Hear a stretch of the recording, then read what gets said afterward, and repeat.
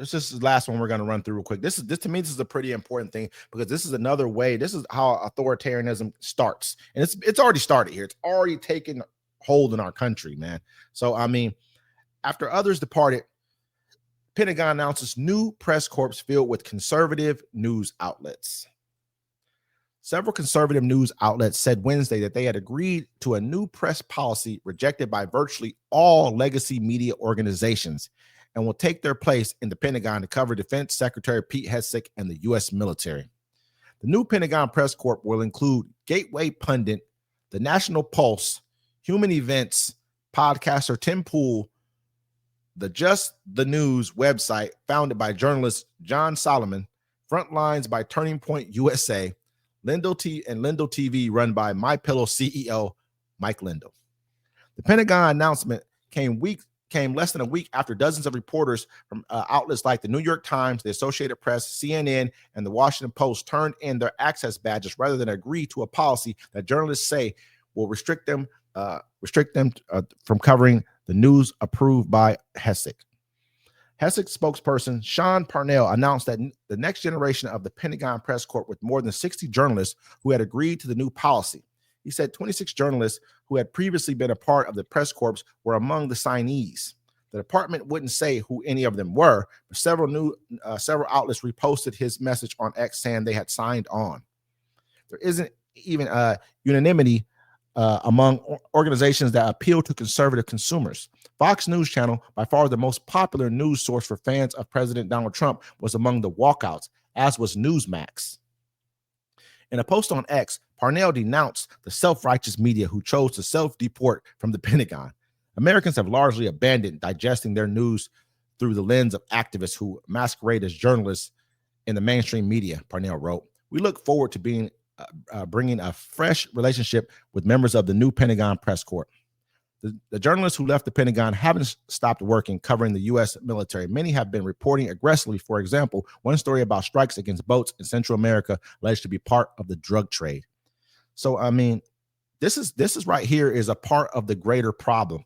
What they wanted to do was basically say to you, hey, if you get a story, you got to come run it through us first before you can put it out, or we're going to kick you out of here. They not only told the reporters this, they've gone and told the military, everyone in the Pentagon, everyone in the military, if you want to talk to the press, you need to come to us first. This is starting to become a point to where this lockstep sounds like North Korea, sounds like Russia, sounds like China, sounds like countries that we for years spoke about how they were restrictive, how they are not free, everything else. But this is the person who you guys have rooted for, voted for. I mean, you guys are happy to call it. It's funny to you, but it's a joke to you. But most of you are angry and you hate your own lives. That's what this is really about. You want to see everyone else miserable, watching them actually lose something that they care about because you have nothing that you care about. You don't care. You don't even like being at home with your wife. You hate being at home with the people who supposedly are supposed to love you, but they don't because you're filled with hate. You disdain for everyone. You want people to starve. Oh, we don't want people who have jobs to go back to work in the government. Let them starve. Let them go find work somewhere else. When in reality, it's going to be you who are going to be out of a job because you don't really have a skill that leads to anything that's prosperous. And that's the problem here. And so by us allowing this press corps to be taken over by the Trump administration, it's just one more step towards authoritarianism. I look at it like this, man. We keep saying we're taking steps. I don't mean to, doubt what you're saying. We are in authoritarianism, Wes. Absolutely. Just one more step further. I'm tired of people. Absolutely. You know what I'm tired of people saying? I'm like, if Obama did this, yeah. We know America's racist. Whatever. I'm tired of that. I'm tired of people saying if Obama did this, or Biden did this, to go crazy. No. Look, Donald Trump's doing it right now, and you're not saying nothing. You're making excuses. He done kicked out the press corps out of the Pentagon, so you don't know they're going to do whatever they want to do. And you're never going to figure out anything about that. You know what I'm saying? They got rid of the data about people starving in America. So when the food stamps don't come, ain't nobody going to do anything about that. No, absolutely. I mean, so it's kind of cooked.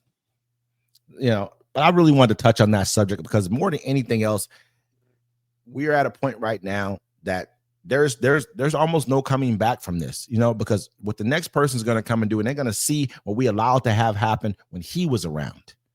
And the next person, I mean, this is what they're imagine if you're a potential presidential hopeful. you would be salivating like, oh my gosh, this is the kind of power I can have. This is what they allow me to do. This is okay in America. We've never seen this type of stuff from a president, never in our history. And just to look at the people who really believe this is okay, to me, I just look at you like you're the kind of person who would grovel at a person's foot because you wish because you want to be right about something, but you really know nothing. You think you're smart, but you know nothing at all about life. You really don't. You don't leave out of your little hovel. You got to go places, but you don't see anything. You know what I mean? Like you have to realize, like most of the people, like especially when you're on X, like these people, they're not Americans. They're Russian and Chinese people and Indian people on here stoking hatred. You know, because when you start seeing these people at these town halls, them Republican people look pretty upset. They look pretty mad. I'm seeing they're like, yo, you betrayed us. You're lying to us. Da da da da da. They're on them, and I'm just like, it don't make no sense. I'm not seeing, and anybody that's like, you saw the one lady like, oh, you use all eating the toast. You use all your food stamps. What did you do with your October food stamps? She was talking. I don't know if you saw the video, and they found her. Her job was like, yo, we don't agree with nothing you said. I don't know if you saw the fat white lady inside the Pizza Hut talking crazy. She was like, this is America. You need to speak American. She's like, we're from Puerto Rico, and I was born here in America, but I'm Puerto Rican. Like, you should deport. And the Pizza Hut people are like, nah. And there are white folks in there. They're like, nah, we're not going to serve you. So I don't. And she was a fat lady too, bro. She was huge. She was huge. But I mean, my gosh, man, what's wrong with you, man? Huge and nasty. I mean, it was huge. Like she had like her arm looked like a turtle without the shit. Like it was all fat here, and it had like an arm coming out like turtle. It was disgusting. But I mean, my bad. Go back on the topic. No, you're good. We're in authoritarianism. We are an authoritarian government. We have the only thing to stop him from being a dictator is because the news don't want to admit it. When you can snatch people off the street without due process, we're in authoritarianism. When you can squash the news, and make it so the news not going to get out there, we're in authoritarianism.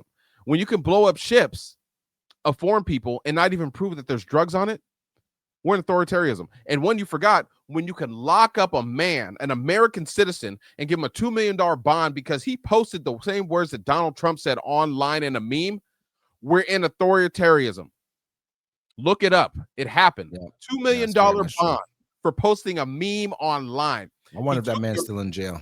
He is. He's in. I just saw the article today. Still in jail. Who's bailing him out? And ladies and gentlemen, he's a white man.